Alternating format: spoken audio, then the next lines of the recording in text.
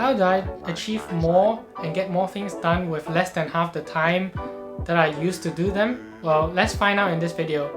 Hey guys, I'm Arnold. I'm a student actually currently working and studying in the UK. Today, I'm going to tell you about the principle that I apply to my work and my study and my daily life in order to achieve more with less amount of time. So this principle that I use is called 80-20 principle.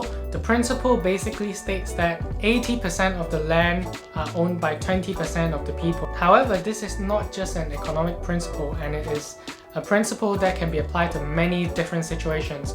For example, in your company, 80% of the clients might be generating only 20% of the income, while the rest of the 20% of the clients are generating 80% of your income. And so this productivity rule can be applied to many facets of your life to make your life more productive. So I'll give you some examples on how I apply Pareto principle in my life and in my studies, and for example in my YouTube as well. First, let's talk about my study routine.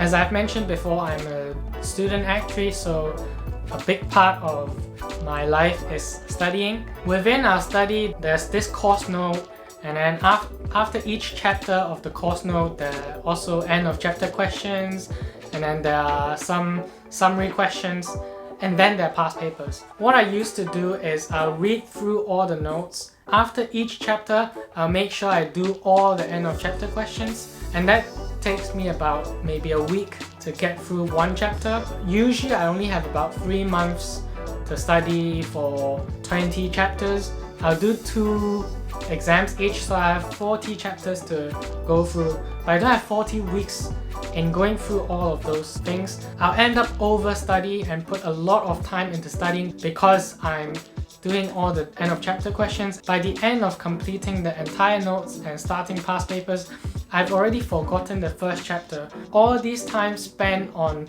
reading the course note thoroughly and then doing the end of chapter questions are quite redundant because I have to relearn it again through doing past papers anyway. Doing the end of the chapter questions is 80% of the study time. Doing the past papers straight away is the 20% of the time that I spent, which generates 80% of the results. Before that, when I start doing the past papers, I practically have to use the past paper to relearn the entire syllabus anyway. So I thought about the 80-20 principle, and I thought to myself, why don't I just skim through all the course notes, which I probably wouldn't remember the details anyway, and I'll start straight away to the past papers and use the past paper to learn the syllabus. And so this saves me a lot of time.